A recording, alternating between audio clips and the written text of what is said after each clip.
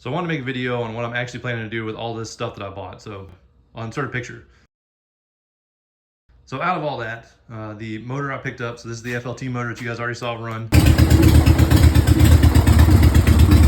And this transmission is not its transmission because FLTs have a 5-speed that bolts to the motor and it's junk and doesn't really work for what I want to do. So I'm going to be running this Cowpie, which I picked up with another shovel motor a while ago. And we're gonna get all this stuff thrown together and put into a chopper. So overall, I spent $4,000 on the complete FLT, that motor, which is a 93-inch stroker setup with S&S heads and some other stuff. Needs some work, but it's a good starting point. And I don't even know how many frames and other stuff and everything else. The amount of parts that were in this load, you guys saw the picture, my truck was full. So I have a couple different frames, one of them being a sidecar frame up there. You can see the post sticking out and everything else. So with all that, I'm gonna build me a chopper. So $4 grand initial investment, but in reality, I got that other motor and another whole drivetrain, and I already have this drivetrain, and I'm gonna swap some frames around, do some other things. So in reality, I got like 2 bikes effectively for 4 G's. Not bad. And now I'm gonna get started on this one. So if we think of the initial cost on this, so like FLT, probably out of the whole parts pile, so I figure $2,500-ish initial investment. That will range, anywhere between like $2,000 to $4,000, right? However you want to do it. Now with that also, the FLT has this god-awful frame. So that's completely unusable for what I want to do. So that one's gonna get thrown up there on the shelf, and we're gonna put everything in this other Shovelhead frame. So this is a 79 FLH frame that somebody's already molded and done some other stuff too. I've got to pound in some new neck cups and fix a few other things. But this is a frame I just already had on hand. If you had to buy another frame and swap some things around, figure anywhere between $500 to $1,000, depending on what you want to do. So now we're like, at least for my build, we'll just call it like 3 G's. It's kind of where I'm at. So it's gonna be a drivetrain, a frame, and this tank I already had sitting around. But I really want to run this one because I love these badges. So that's like the initial start. So we'll call it 3 G's. So out of all this, I have a bunch of other parts that I'm going to use depending on what style I want to do. So I might run these sidecar trees and a wide glide on the front. I am a narrow glide fan, so I might just throw that one on there. We will see what direction I want to go with it. But front suspension, I don't think I'm going to go extremely long on the front end. I'm going to get it to where nice short chopper kind of look. Obviously the hardtail I'm going to put on the back. It's going to come from throttle addiction, so I'll cut basically this portion off, save the seat post area, and then cut down here. I want to say it's like right in this region, and then plug it in and everything else. I think it's just gonna be a nice basic chopper build. So after all that, then you're talking tins. So tins it depends on what you want to do. You can reuse your old stuff. So this is all off of a Sportster, but if you get an FX, you can basically steal a lot of its parts too. Find yourself an old Sportster peanut tank. If you want to split tanks, you can run those.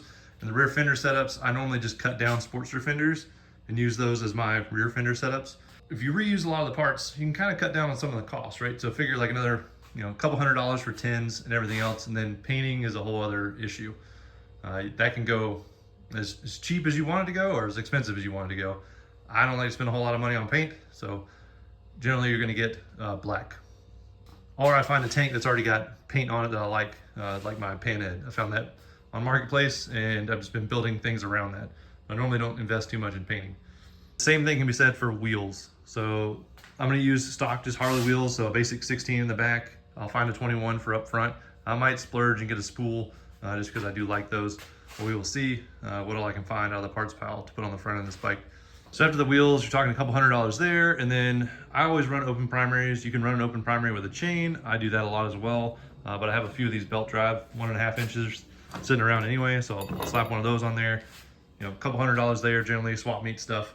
And then if you've already stolen most of your other parts off of your motor and everything is fine, like the carb, the charging system, everything else, you can reuse a lot of that. Build yourself a very simplified wiring setup. And headlight, tail light, like this one. I'm really digging this thing right now.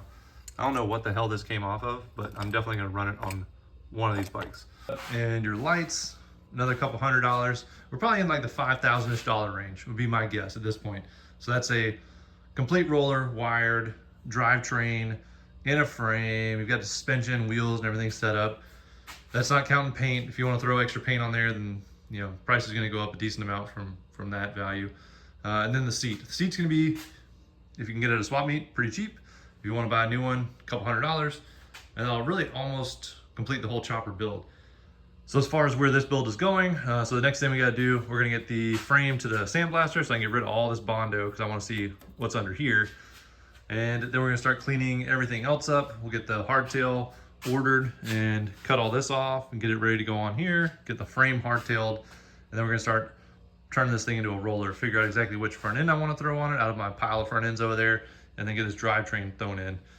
I guess while I'm waiting, I'll go ahead and swap out this main shaft. If you like this sort of content, let me know. I'm gonna continue on with the Evo chopper build, so I'm gonna have a full video on that one here shortly. We're waiting on the tins on that, but it's pretty much wrapped up. So that one will be coming through very soon. Then obviously the pan head I have, I mean, that thing just keeps on getting on. So I'm gonna be riding that thing around, but I wanna have this bike done in the next couple months, probably like springtime, so I can get into that motor and its ratchet top trans and everything else.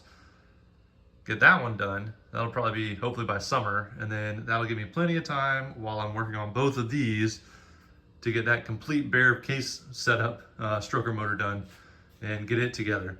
So I really want that one to be cruising around. I'm probably gonna end up keeping that one. Both of these will end up being for sale at some point.